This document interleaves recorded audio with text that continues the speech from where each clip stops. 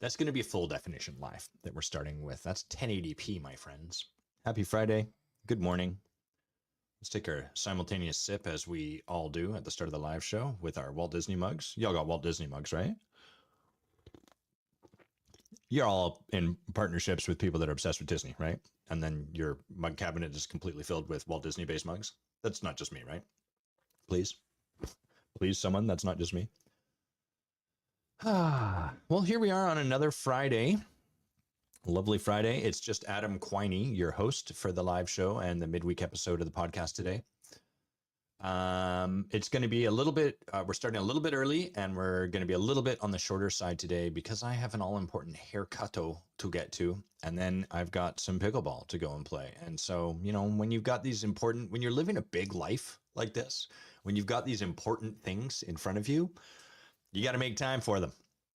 So, what I'm going to talk about today is this will be a little extended. I talked briefly about this on an earlier podcast episode, but for those of you who don't watch, this will probably be new. And the subject I want to cover is what happens when competency is no longer a scarce commodity. And that's what AI has done. So I'll lay out the case for how AI has created a abundance in something that formerly was scarce. And we'll talk about sort of that. We'll use money as an analog to that, so you can kind of see how that shifts the game. And then talk about like consequences of that, what we're going to see likely happen. And then what that'll do really nicely is it'll pack me in with the other 40 million people offering hot takes on AI, produced by AI. But actually, this one's not. This is my own thoughts on this, and I'm looking at it through an ontological lens. How was the week, Adam? Before we get into that, what did anything cool happen this week? This felt like a pretty relaxed week. It was interesting. I came off of the weekend feeling pretty restless and agitated, which was odd because I did a ton of work over the weekend. I built a bunch of furniture like a real authentic man, putting together IKEA furniture. What's more manly than that? We're working to get our suite renovated and get that all sorted out. So I did that, but I came into the week feeling a little bit impatient, a little bit frustrated. I had to catch myself a few times. And one of the sure signs of that for myself, one of the things I've learned to look for is I get into a dialogue with a person that is unaware, but I just fabricate a person and then I get into an argument with them. Or I talk to them frustratedly about the thing they're doing that's impacting me. So this was really effective when my work was as an attorney and my job was to kind of foresee the arguments people might make and then build a strong argument that would assail that and so on and so forth. And it's good because it's a way like I can explore ideas or, you know, be in the dialogue. One of the things I liked the most about practicing law was that the person I worked with, we would do what we called throwing the football, which would be we'd get into the room together and we'd sort of like offer an argument and then the person would sort of role play the judge and be like, well, counselor, what about this though? Because that doesn't really make sense as far as I can see, blah, blah, blah. So I kind of enjoyed that and I like that still. But what I notice often is happening is that I'm sort of, when I do that, hello, Pongo, come on in. Oh, or just kick the door open. When I do that, what's happening is I'm projecting a story about how that person is and how they'll show up and the way they'll be. And then I'm building an argument against that projection. And what that does is it entrenches the perspective I have of them.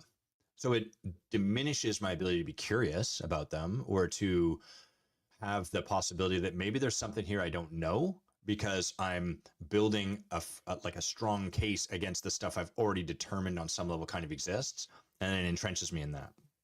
So anytime that's happening, I'm usually like, oh, there's something up for me here. There's some frustration or there's some part of me that's not being felt, and it's harder to descend into that because it's really satisfying to stay at the level of the intellect and to argue and to build my case and to prove that I'm right. That's well-worn, reliable territory for me. It's harder to slow down and and simply sit in, I feel like I'm being missed, or I'm not being seen, or I feel sad, or I feel frustrated, or, whatever. And then just sit in the feelings of that. But that's usually where my work lies these days, because if I can do that, I can put my attention on the guy that I do have control over, and I can let that other person sit aside for now until we actually get into a conversation, and I can bring some curiosity to it, or exploration, or rebuild the relationship, or I might see something that I've done, et cetera, et cetera. So it's been an interesting week through that lens. All right, let's have a sip. Ooh la la. That's a little half calf today. Before we dive in, a quick, what is this? This is a trailer. It's a plug. That's what I'm doing. I'm plugging the intensive. The intensive is coming up May 26th through 29.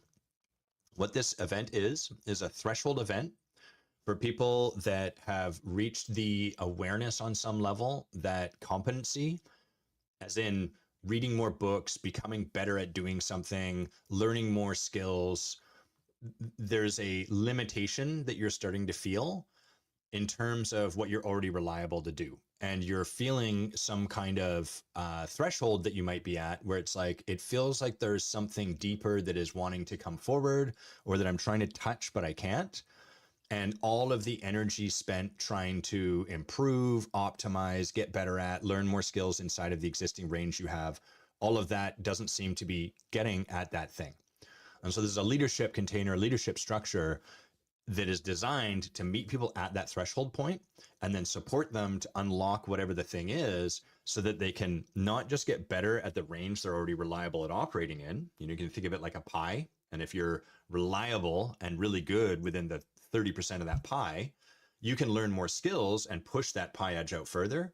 What this event is about is broadening the range of your pie, so that instead of being really, really good at doing stuff at 30% of what's available, you can now express yourself in 60% of your pie and then achieve mastery in all of that. And that opens the door to a whole bunch more possibility, career options, promotions, ways of leading teams, et cetera, et cetera. So if you're interested in learning more about that event, the URL is here. It's evergrowthcoaching.com/the-intensive. That website is out of date. I'm just in the process of working with someone to update it.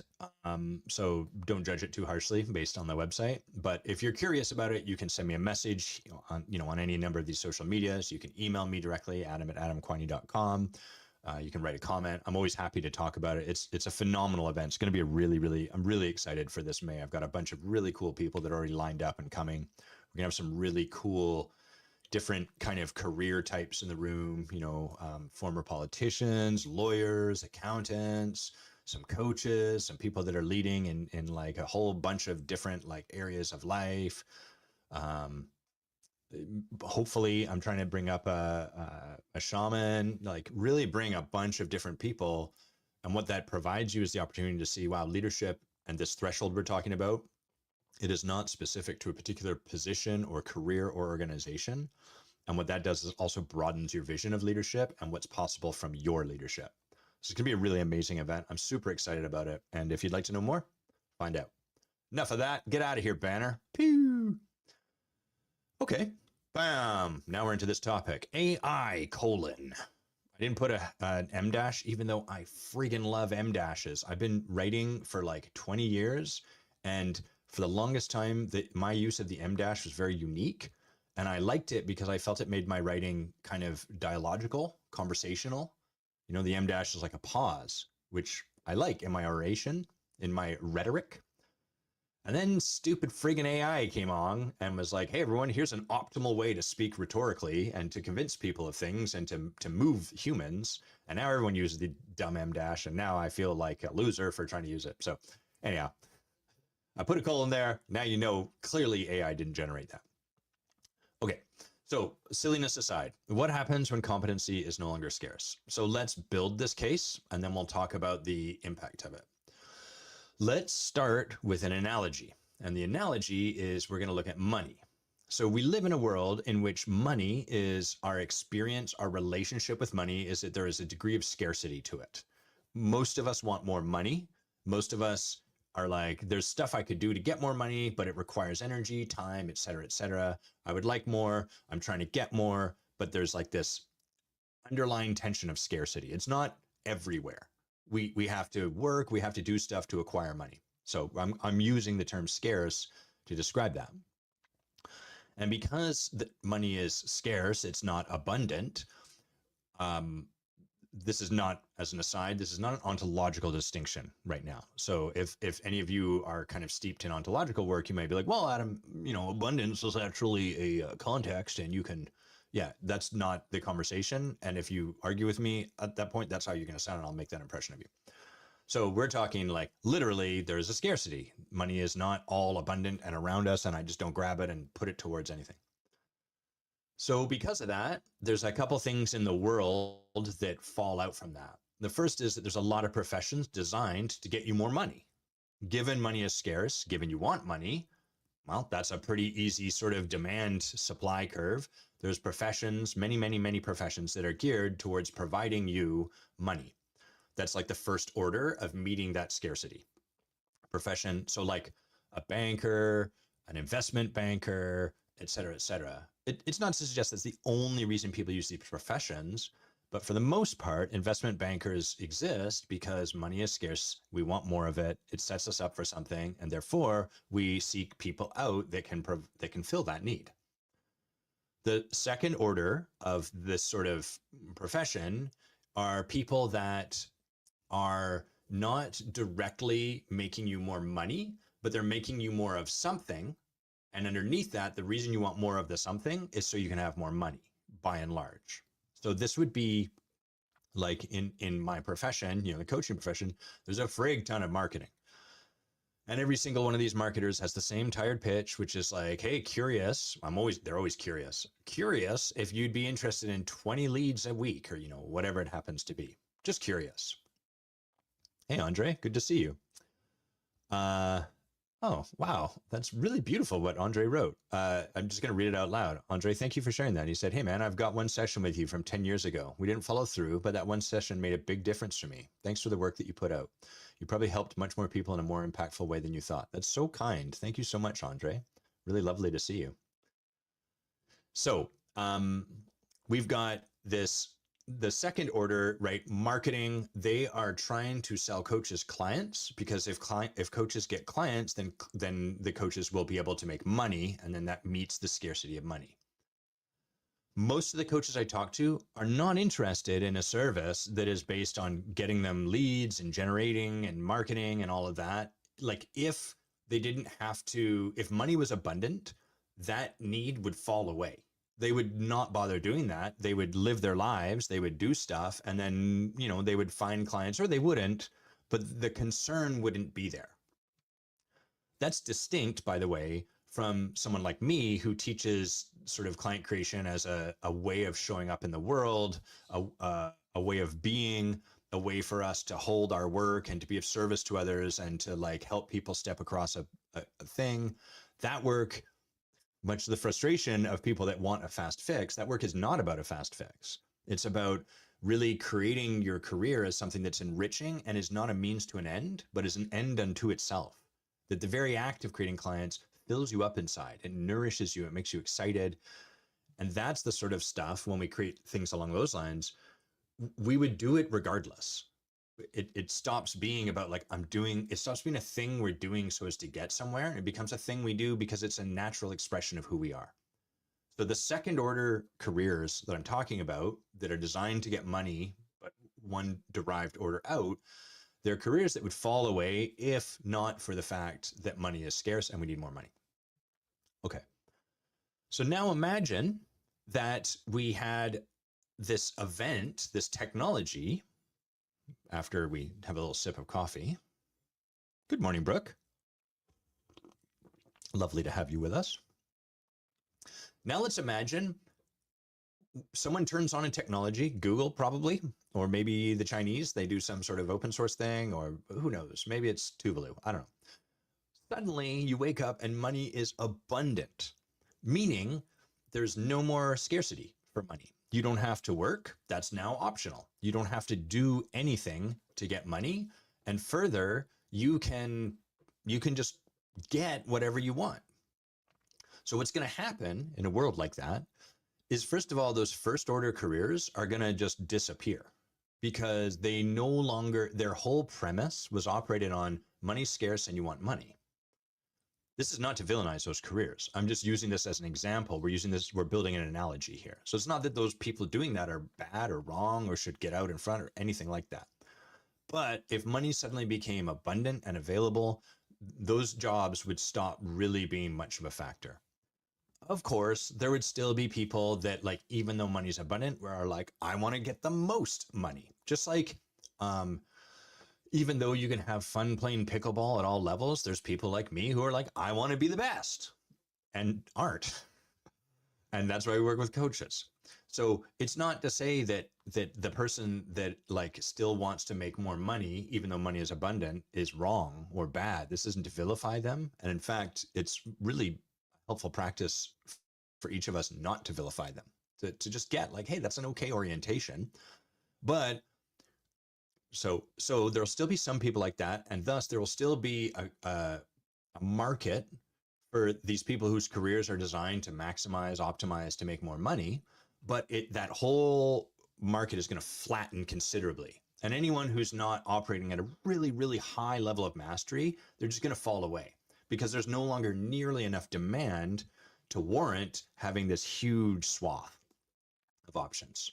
So the people at the very, very top will continue to find work because there's always going to be some people, but a lot of the lower, certainly most, if not all of the lower tier, and then probably a good chunk of the middle tier are just going to fall away. They're no longer relevant. And the second thing that's going to happen is all of these second order careers that I've been talking about, like those marketers pitching how to get more client leads or whatever the equivalent is in whatever business you're working in, a lot of that would fall away too. Because like I was saying, if a coach didn't need to make money, they would probably become very uninterested in doing a thing to try to get a hold of clients because they believe they should. They're just not going to bother doing that. They're going to be able to settle in, they're going to be able to relax, and they're going to be able to start to look at things perhaps more organically. Or just like, hey, what would actually feel good in my body? Never mind what I need to do. So big shift. Okay, so that's our analogy. That's what would happen when money stops being scarce. Now I want to look at AI through that same lens and build this case out. The reason that I'm exploring this, not necessarily right now with you, but in my own life, like I've been doing a lot of research in this because I'm scared. I find AI is quite confronting for me. And it's confronting because what I do is I coach people. And what AI has done is a number of things. It's flattened the discoverability layer that I used to be fairly decent in, which is to say, people would come across my writing or my content or something, this podcast, whatever, this live show on social media. And then they would be like, this guy's got some interesting things to say, and maybe they'd continue to listen. We get into some kind of conversation. A relationship could grow slowly, organically from that. They're getting a sense of me just like you are right now.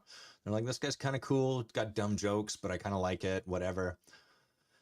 That has been eradicated by AI for a few reasons. Not all of it's AI. Social media has become algorithmic and commodified. And so there's nothing there. Like most of us are not on there looking to listen to what our friends are doing. We're just watching videos. We're avoiding the experience of being bored. That's what most of us are doing when we're on social media now. That's a lot different than connecting with people. So that's totally changed. Plus, because AI has opened this door for anyone to just be like, write me a post about leadership for LinkedIn, designed to do this, blah, blah, blah. AI will do it. And it'll have that like just a bit too polished kind of feel to it with just a few too many M dashes. And it'll have all those sentences are like, blah, blah, blah, blah, blah, blah, blah, blah. Have you noticed that? It's always like this. It's always very single sentences to try to like hammer a point into your head. So that has also meant that like the way I would reach and connect with people, that's gone away because the noise has gotten so much louder and the noise is closer to the signal. It'll never cross the threshold, but it's getting closer and closer and closer. And that means that the only people that are going to hear the signal I'm putting out are the ones that are actually interested in being discerning. And what that means is that the people at the high watermark will stick around, but anyone else that was kind of just like reading to hear something interesting or just isn't that interested in like high human truth signal, they're just going to, I'm just going to be washed out, as are probably many of you. So it's very scary. And third, the thing that I found scary is that there's all of this conversation about using AI to coach you. And like, you can ask AI these sort of questions like, what should I do? And it'll give you like a great answer. That's not coaching, by the way, but it'll give you a great answer. And so I've been doing a lot of research, some of it through AI, to get clear what is the distinction between the work I do, between coaching, between the leadership that I am a stand for and that I teach, lead, and develop. What's the distinction between that and what is happening with AI? So that's been my journey through this. It's like kind of being like, fuck, we got to do some stuff. We got to really get our eyes on this. And some of that's included asking coaching questions of AI and seeing how that goes. Because, it's important to, one of the things I see in this moment is a lot of people not really exposing themselves to it and just forming an opinion about why it won't work or why it's not good enough or why it's different. And then telling people, here's why you shouldn't use AI. And that always rings a little bit false because it doesn't have because it often is black or white. Instead of sort of like, well, here's what actually this does do well. Here's what this can replace. Here's why this is something worth considering. When we don't have that side of things and the answer is very like, it's bad for this reason or whatever, that always feels like someone lacking a little bit of depth in their own process. So, we've talked about money and this, the scarcity of that going away. Here's what I assert AI speaks to. What happens when you can see it, I spoiled it. It's right there. What happens when competency is no longer scarce? So this is what AI provides.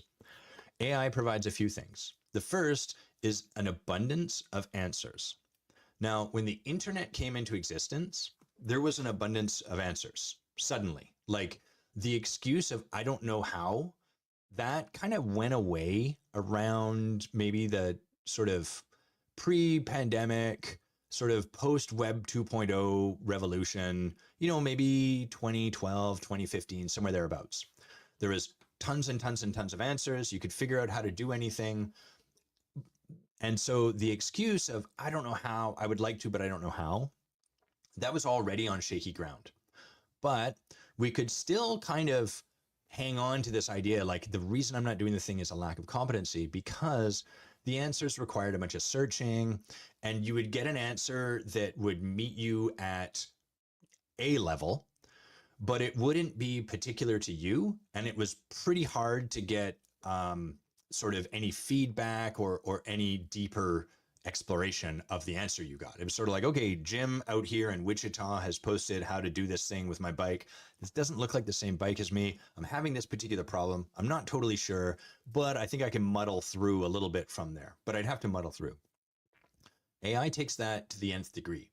So now, not only can you get an answer, but you can respond and you can say, this answer is missing these three things. Give me those. And then you get that. And you can say, okay, I don't like the way you worded this answer and it feels a little condescending. So actually word it in a way that feels more explanatory for me.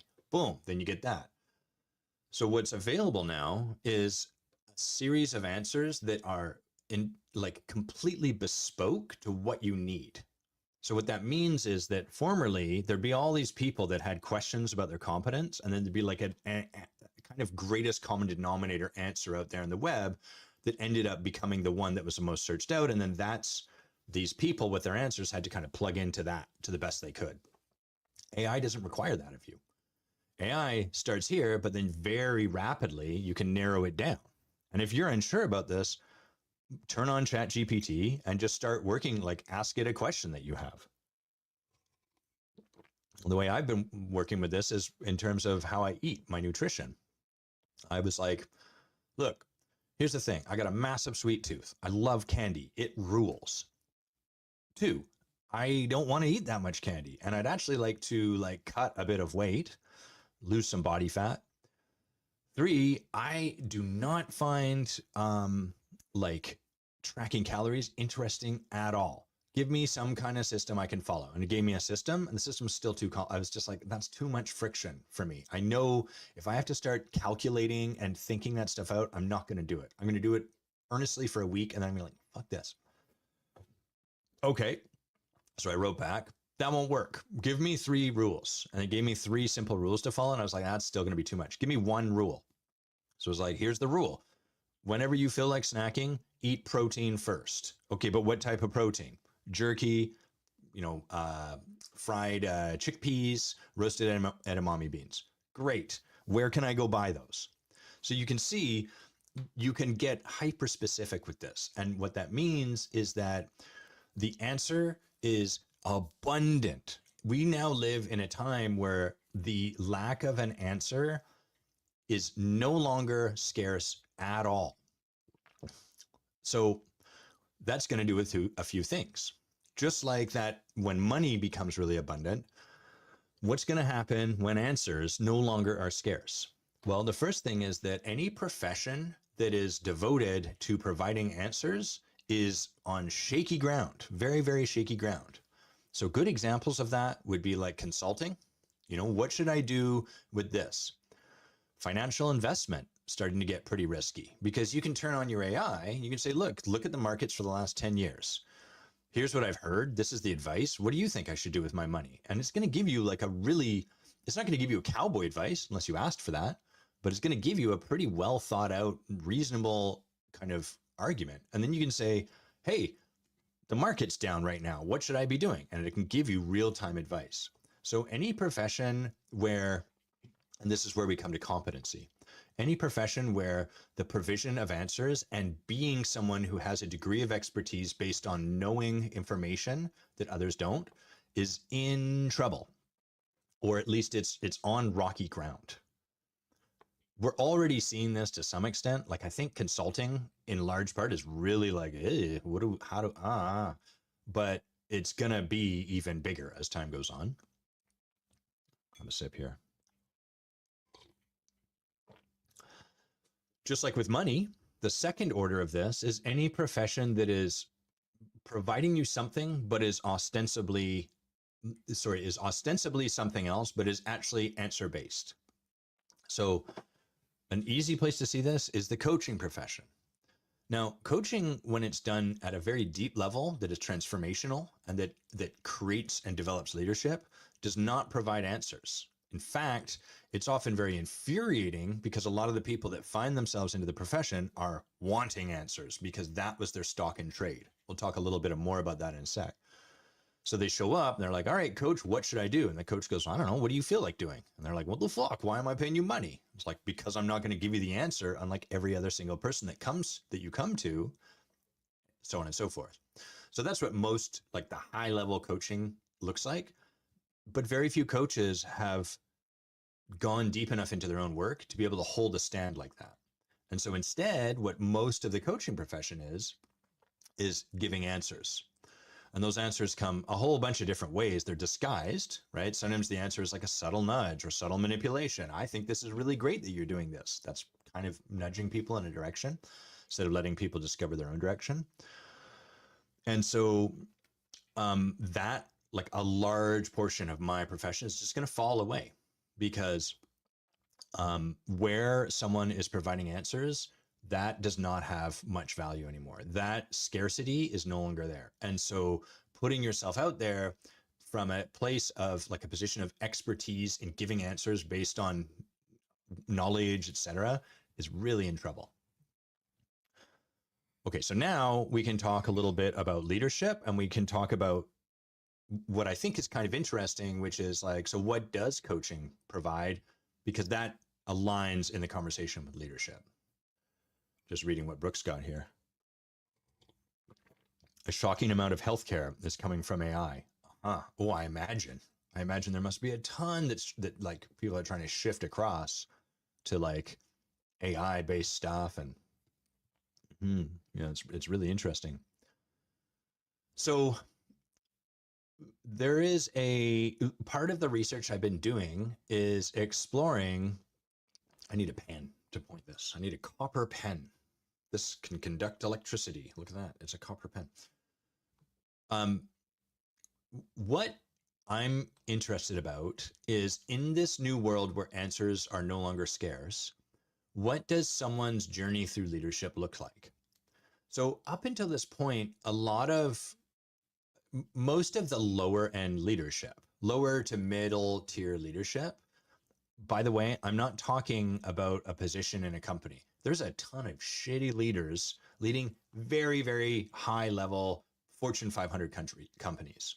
So I'm not talking about leadership in terms of what you're in charge of, what you're responsible for, the kind of decisions you're making. I'm talking, when I talk about like high tier leadership, I'm talking about leadership where the leader has a depth of capacity to hold tension and to stand in the face of a need or a desire to collapse tension, either for themselves or for the person whose leadership they're developing. So most of the lower tier leadership is based on competency. And the competency is like number of years of experience. I know a way to do things, sort of being like certain and knowing of like, here's where to go, and so on and so forth. That's going away. Remember that no longer we can no longer differentiate ourselves from other people like that. I can just go to someone and be like, hey, I know that blah, blah, blah. And they can pull up their phone and type it in and be like, well, actually, it seems like the answer is blah, blah, blah, blah, blah, blah. And there's a little bit of nuance here. And what you're saying is partially accurate, and now what do I have to fall back on? Right? Well, I've been doing this for 8 years. Yeah, but this phone that I have has consumed all of the information in the entire world, including people that have been doing it for 80 years. I think I'm going to go with the phone. So leadership relying on competency, leadership on that basis is going to fall away. Or put differently, it's becoming very homogenized. There is not a lot of high demand for that. It's still going to be available. We need managers, stuff like that, at least for the time being.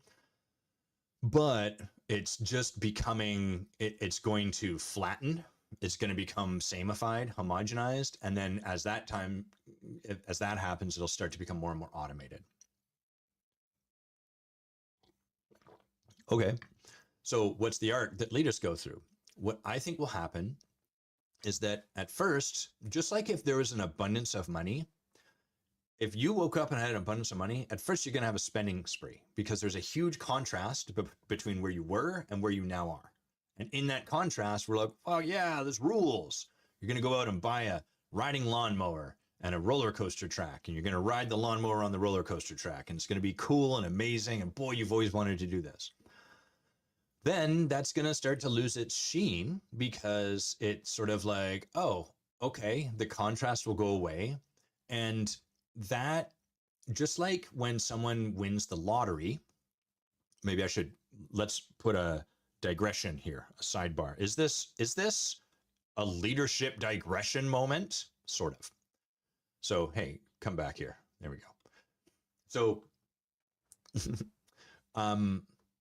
when we all know on some level, the adage intellectually that money can't buy happiness, but we also know that like a little bit more money does temporarily make you a little bit more happy. And that's the nature of a amplifier. Something that amplifies things for you will make you happier temporarily because there's a diminishing returns to it. So more money will make you happier, but it's always diminishing returns. It's like a curve that goes down like that. You can get more and more and more and more, but you get less and less and less happiness. But if you talk to people subjectively, most of them will report, yeah, I made an extra 5 million, and they feel a little bit better, but it's just a little bit better. There's a line that they can't get past. There's a fundamental, deeper experience of joy, a depth of happiness and aliveness that is unattainable through this diminishing returns process that they're caught in. So this is why when people win the lottery, at first, find me a lottery winner in the first 2 weeks who is not going to tell you like, hey, are you happier? Fuck yeah, I've never been this happy in my life. They're going to be thrilled. But if you check back with them as time goes on, what they're going to find and what you'll find is that money has done nothing to shift their internal state. It's done nothing to change the way they relate to the world. It's done nothing to change the way they relate to other people. And so what happens is, for example, imagine that you're someone who doesn't have a lot of money, and the way you were raised and the belief that you hold and the way you operate, the belief you operate from, is that people are always trying to work some kind of angle. So you're a little bit distrusting of people. It's all right. You don't have a lot of money, so it ensures you don't get scammed. So there's that benefit. If you get a bunch more money, at first you might have an experience of like generosity, because suddenly that contrast allows for that. But pretty soon over time, what's going to happen is that underlying story that people are going to take advantage of you is going to show up again. And this time it's going to be amplified because money scales things. It turns up the loudness. So that internal story gets 10x'd because the amount of money you had got 10x'd. And so now your life is even more about the fact that people are trying to get something from you. And hey, what do you know? Now you have something. So you have to protect it even more. And all of the stuff you used to do to stay safe from people trying to take advantage of you, that volume gets turned up and so on and so forth. So it's an amplifier. So this is what's happening with AI when leaders have answers readily available, is that it amplifies the existing state. I'll give you an example. Or maybe it's the punchline I'm going to give you. I don't know. We're going to find out together. The punchline here is that inside your existing range, you're going to have a series of questions. For example, how do I optimize my performance given I have 40 hours every week? And then AI can answer that for you. It can be like, okay, show me your calendar. Here's my calendar. Okay, rearrange your calendar like this. Okay, great. I've rearranged my calendar like this. Now, only make your days into like one day is going to be your reach out day and one day is going to be client load. One day is deep work. Okay, great. I've got that. What this is doing is it is providing you the perfect answer to optimize within the existing range you have. It is helping you get clear on how to perform better. What AI cannot do, what I have discerned is unavailable to AI, is it can't feel.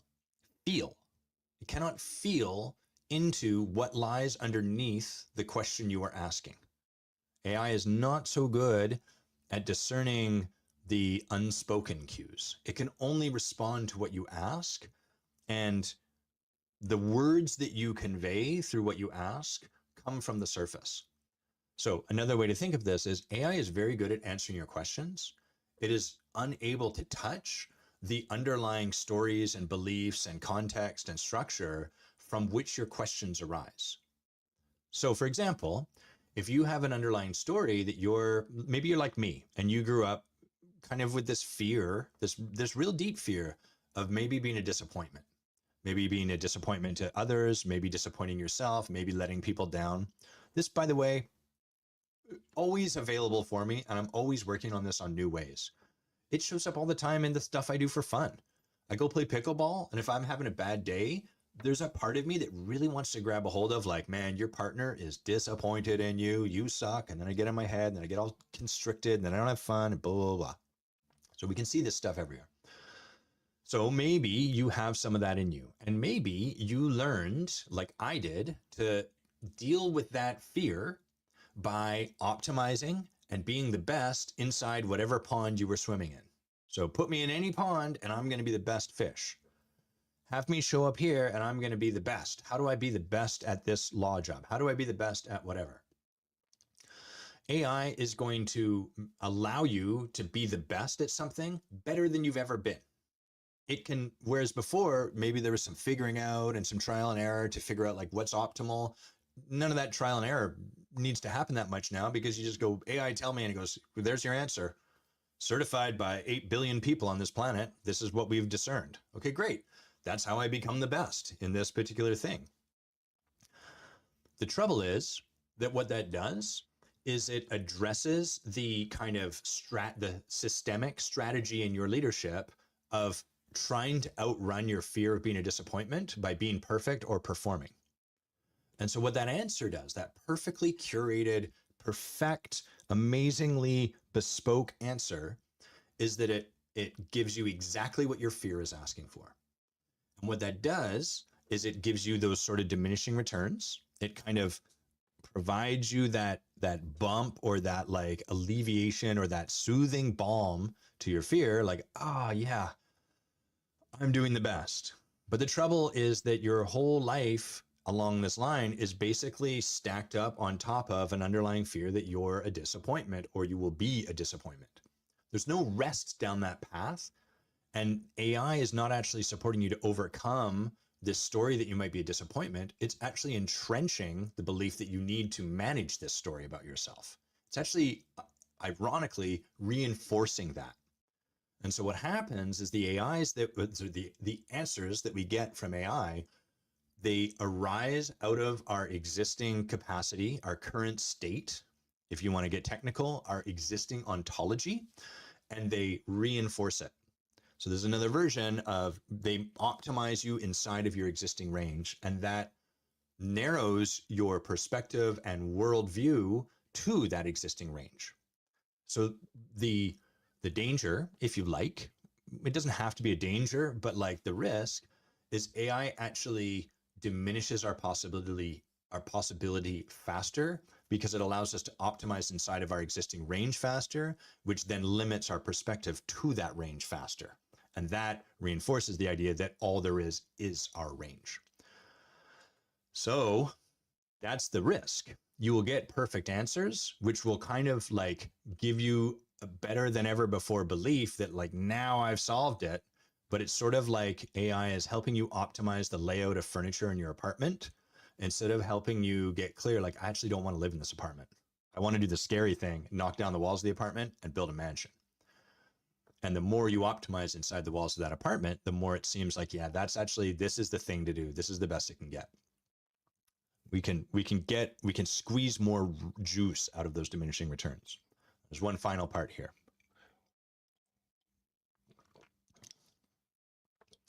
So my research into this has been, what is the inflection point? Like, that's going to get, for some people, that will be sufficient. For many people, and that's okay. Those aren't my people. And if you're here, you're probably not one of these people who will be satisfied with that forever. Eventually, you're going to reach a point where you're like, that's not actually, it felt better for a while, but just like an abundance of money showing up, I still feel scarce in my life, or I still find that I'm annoyed with people, or even though I thought I could do whatever and that would stop me being annoyed with people asking for stuff from me, I still hate these people, and it seems like I'm using this money to build a bigger wall around me. So for those of us that are committed to this deeper journey of leadership, what happens is we reach an inflection point, a point where these answers, this abundance that AI provides, becomes bankrupt on some level. It breaks down. My research has been into what is happening at that inflection point for the leaders that I work with. What's the conversation going on in our heads when we reach that point? And what is the way to speak to those people and to reach those people, to meet them in that moment? When leaders get to this point where they're like, man, there's all the answers in the world and things aren't changing. Why not? What's going wrong? You know, that's like a question that my people are either arriving at, have already arrived at, or are bound to arrive at. And then where do I need to position myself? Where do I need to show up? Where do I need to be to meet them in that moment? Because that is the point where people are ripe for actual transformation. And the cool thing about all of this is AI really supports that transformation, but it cannot cause it. And so it's still scary. All of this stuff is still scary to me because on some level, there was a point where people would run out of answers and then they would just kind of hang out in the safety of that. And then they would seek someone like me. And that was like almost low hanging fruit. Like they'd just come through the door because they're like, I don't know. And the work for them was often quite frustrating because what they really wanted was an answer, but we could meet them there and then begin to build a new way of being that allowed them to live outside of needing to know an answer. We call that freedom. We call that brilliance. That's gone for the most part because AI fills that need now, but it does move them to the bankruptcy of it sooner. So it's really kind of like, it's a scary time, but it's also an exciting time because for the people that are destined to arrive at that inflection point, they're going to get there sooner because they're going to work with these sort of fast, easy, abundant answers until they get to the point where they're like, okay, that was really great, but now what? The second thing that's going to happen is once they arrive there and start to work with someone like me, we can supplement the work that they're doing ontologically. We can supplement the work they're doing to build their capacity to then, once that capacity expands, built like optimized within the new capacity sooner, which then allows them to repeat the cycle, come back and broaden their capacity even more. Historically, what would happen is it would take a long time for people to get to the point where they were fed up and they were like, it's not working.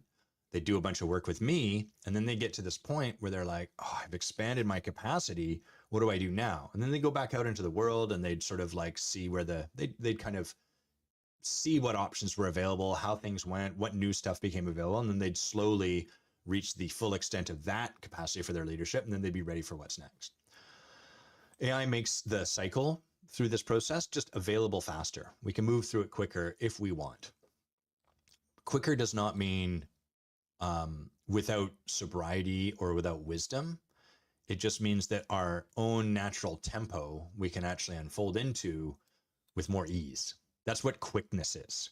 If you want to be quick, what being quick is actually about is developing the ability to really trust your own tempo and trust yourself that you unfold at exactly and precisely the rate you unfold. And any attempt to speed through that or to slow it down gets in the way. So the more aligned you are with your own tempo of unfolding and the more you can empower that, the faster you end up being. It's very ironic or counterintuitive, I guess, because I've used ironic too many times. Okay. So that's the work that I'm looking at, is like this inflection point. What happens? I think there was one other thing I was going to say. Let me just check.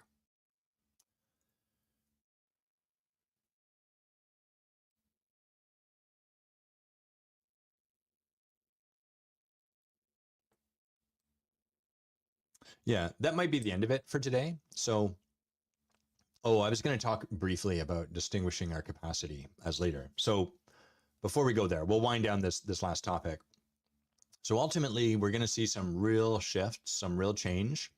We're also going to see like some real capital flow moving around. And I was sharing with someone I was talking to, like, I just remembered the thing I was going to say. I'll make a note here so I don't forget it. EOS. There we go. It would be one thing if this AI transformation was happening at a point where our economies were running like full steam, where the economy was a bull market, it was very, but it's not. We're in a bear market. There's so much uncertainty in the world. The president of the United States is doing all kinds of wacky things. And sure, if you believe he has a plan, that's great. You believe he has a plan. But for the rest of us, it's very hard to discern what the hell the plan is. And so it's very uncertain. And markets don't love uncertainty. They like certainty. And so as a result, capital is pulled out of the markets. People are kind of like hedging their bets. People are less likely to make investments. And so all of this revolution happening with AI is happening at a time when the economy is down, which is just like, ugh, it'd be nice if it was the other way around. Either way, it's going to be a cool revolution. We're going to see some real shifts, and it's valuable and worth, I think, getting clear what is distinct about what I do. And for yourself, not Adam, I've told you, you don't have to research what's distinct about what I do, what you do. That's a joke. What is distinct about what you do, and where is the boundary between what AI can provide and that thing? And then where does your expertise actually still become, not hold relevant, but actually become more relevant?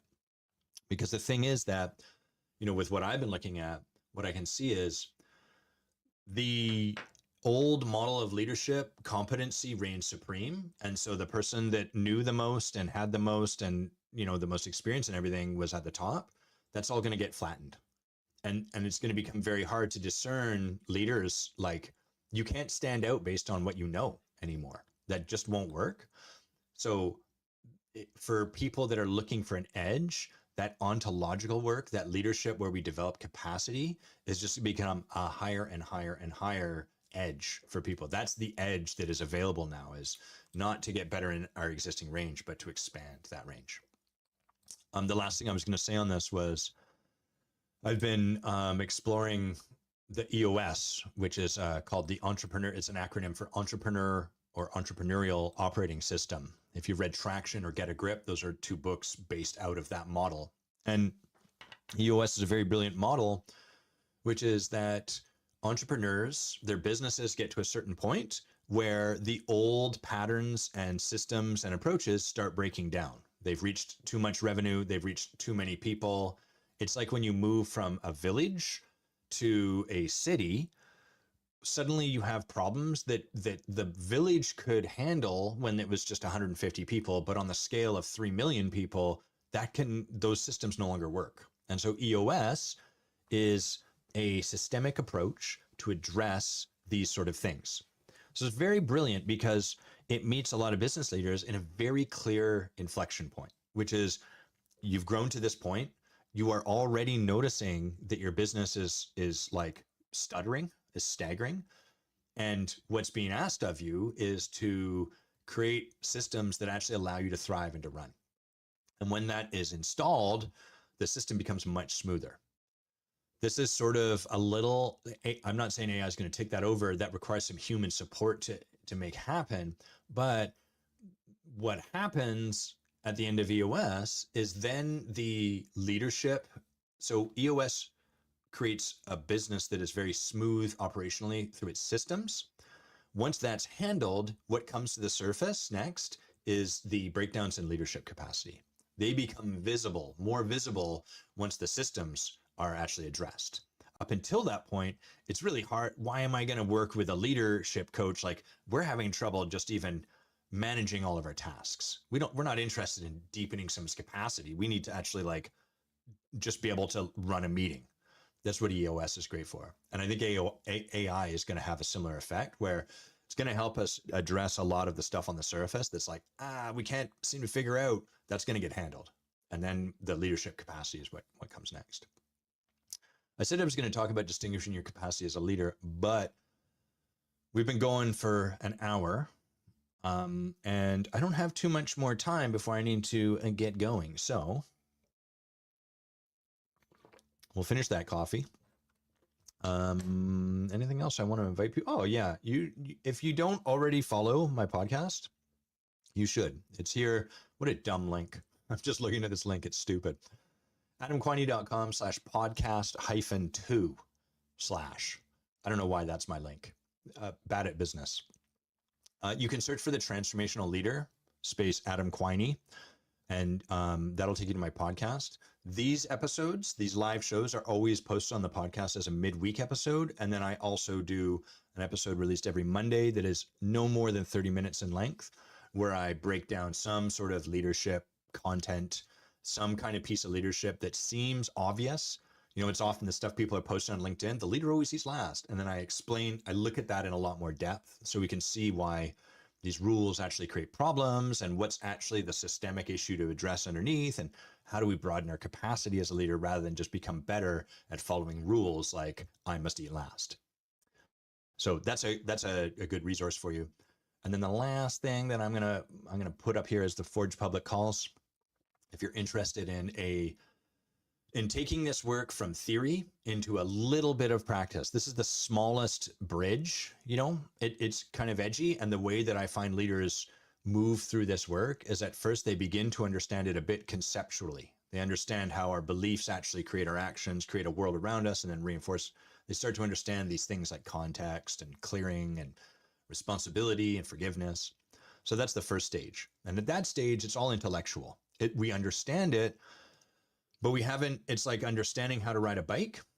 And then we might try to put that into effect in our lives, but it's all done by ourselves. And it can only get us so far. We can only get so far. The Forge Public Calls are like the next step people move through, where this starts to slowly move from conceptual to actually practiced and experienced. There's nothing you need to do on these calls. You can just register, show up, and sit quiet. But what you'll see is we'll do a little bit of teaching, myself or members of our leadership team.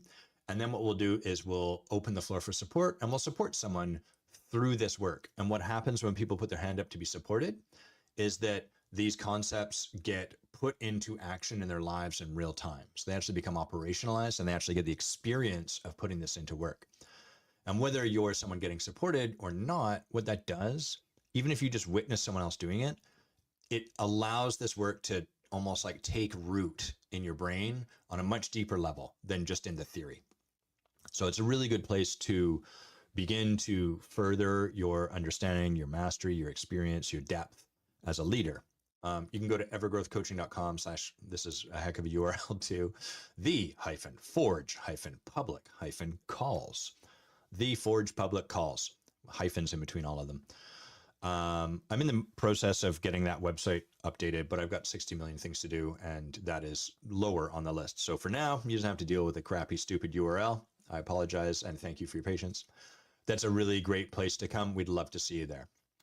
Okay, all the banners are gone. There's my name. There's my own address, adamquiney.com. I hope all of y'all have an amazing weekend.